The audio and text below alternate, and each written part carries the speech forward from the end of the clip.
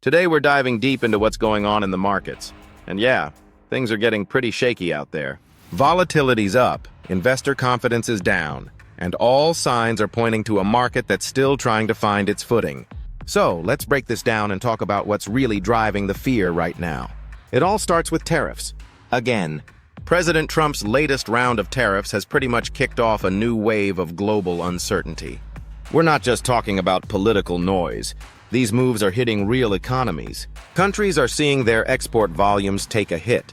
Global growth forecasts are being revised down. And even in the US, there's growing concern that inflation is picking up while consumer spending is starting to wobble.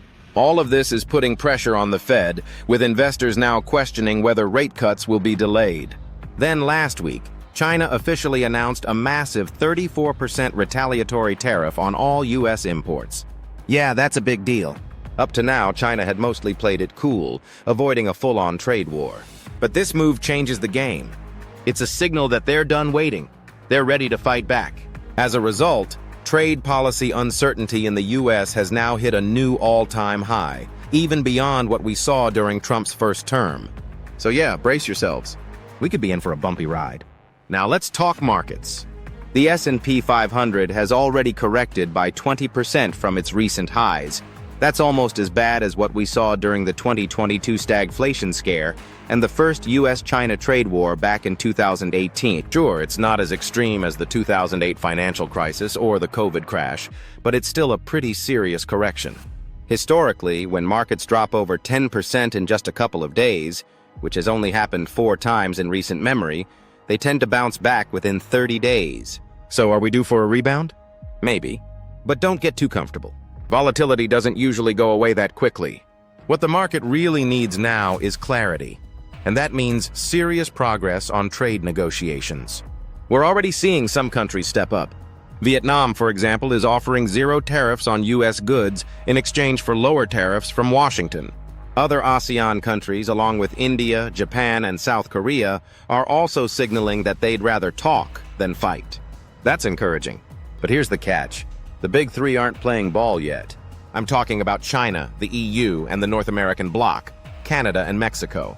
China's clearly ramping up retaliation, while the EU is preparing a 2-step response. For now, they've held back. But by mid-April, they're expected to hit back with $26 billion in tariffs.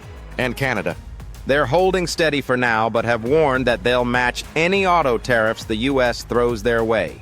Mexico's also keeping it diplomatic, but could pivot if things escalate. What happens next depends on how the Trump administration responds to China's latest move.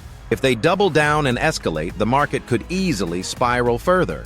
But if we get even a hint of negotiation, some kind of de-escalation or tariff rollback, that could trigger a relief rally. There's also the domestic policy angle to watch. In the US, there's still hope that Trump's tax cuts could pass Congress sometime in May. The House and Senate have already approved different versions, but they haven't come together on a final deal yet. The pressure is on now, especially with the upcoming midterm elections. Republicans want to show voters they can deliver and offset the damage from the tariffs with some positive fiscal news. If those tax cuts go through, that could be a major catalyst for a market turnaround. Plus, it could help ease consumer inflation, something voters really care about right now. So where do you hide in the meantime? Let's talk sectors. Consumer staples and grocery retail were the only 2 sectors to post gains on the day tariffs hit. People ran straight into the safety trades. In fact, these sectors have been relatively stable ever since the volatility began. Makes sense, right? Recession or not, people still need soap, toothpaste, and food. But here's where it gets interesting. On day 2 of the tariff shock, something weird happened. Home builders and consumer durables actually went up. Mortgage rates are coming down thanks to falling bond yields, and that's giving home builders a boost. Companies like D.R. Horton and NVR were among the top S&P 500 gainers, up 4.5% and 4.2% respectively. Mortgage lenders like Loan Depot and Rocket Companies, they skyrocketed, up 16% and 11%. And it's not just rates, it's politics. Trump's already issued executive orders to expand housing supply, which adds momentum to these names. Meanwhile, consumer durables are getting a boost thanks to Vietnam's cooperative stance. U.S. companies that rely on Vietnamese manufacturing, like Nike and Deckers, saw strong gains. Nike was up 3% and Deckers jumped over 5%. Why? Because Vietnam's pro-US diplomacy helped ease supply chain fears. Other winners? US-based manufacturers with domestic supply chains.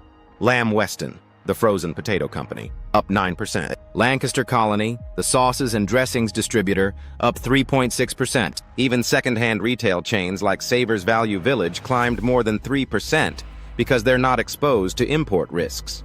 Bottom line, the companies that are thriving right now either have strong domestic production or rely on allies that are cooperating with the US. That's the key.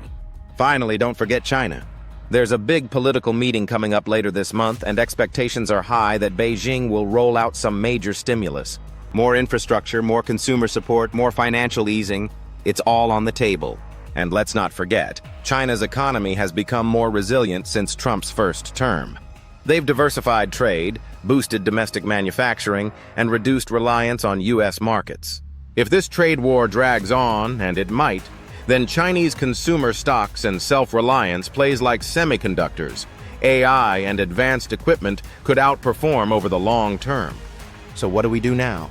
Stay diversified. Focus on sectors with stable earnings and low trade exposure. Watch for stimulus announcements from the US and China. And most importantly, follow the negotiations, because the next headline could either crash or rescue this market. All right, guys, that's it for today.